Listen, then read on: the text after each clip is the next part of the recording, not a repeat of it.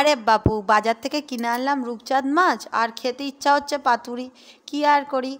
আর ইলিশ মাছের পাতুরি যতটা খেতে ভালো লাগে, অন্য মাছের পাতুরি কেমন যে লাগবে ভগবানই জানে। কিন্তু পাতুরি যখন খেতে ইচ্ছা হয়েছে, আজ আমি বানিয়েই ছাড়বো। সে যে মাছেরই হোক, রূপচাঁদ মাছ নিয়ে এসেছি, এই মাছেরই বানাবো। তার জন্য দেখো, আমি সর্ষে গুঁড়োটাকে একটু জল দিয়ে ভিজিয়ে নিয়েছি।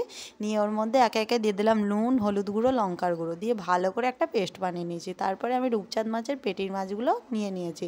দিয়ে ভালো করে যে মশলাটা বানিয়ে রেখেছিলাম, মাছের গায়েতে ভালো করে লাগিয়ে নিলাম। তারপর আর কি, দুটো কচু পাতা আমাদের বাড়ির পাশ থেকে তুলে নিয়ে এসেছি। দিয়ে ওর মধ্যে মাছগুলোকে রেখে আমি একটু সর্ষের তেল দিয়ে দিলাম দুটো করে কাঁচা লঙ্কা। আর দিয়ে ভালো করে দুটো সুতো দিয়ে আমি কচু পাতাগুলোকে ভালো করে বেঁধে নিলাম, যাতে মশলাটা না বেরিয়ে যায়। তারপর আর কিছুই নয়, কড়াইয়ের মধ্যে একটু সর্ষের তেল দিলাম। দিয়ে লো ফ্লেমে এগুলোকে ঢাকা দিয়ে একটু নেড়েচেড়ে প্রায় 5 থেকে 10 মিনিট উল্টে পাল্টে ভেজে নিলাম। ব্যাস, আর কিছুই না। ব্যাস, আমি খুলে দেখলাম যা সুন্দর সেন্ট বার হয়েছে, আর কি বলবো। সঙ্গে সঙ্গে আমার খেতে ইচ্ছা করছে, তো খুলে দেখলাম তো বেশ দারুণ দেখতে হয়েছে, আর খেয়ে দেখলাম একটু হেব্বি লাগছে।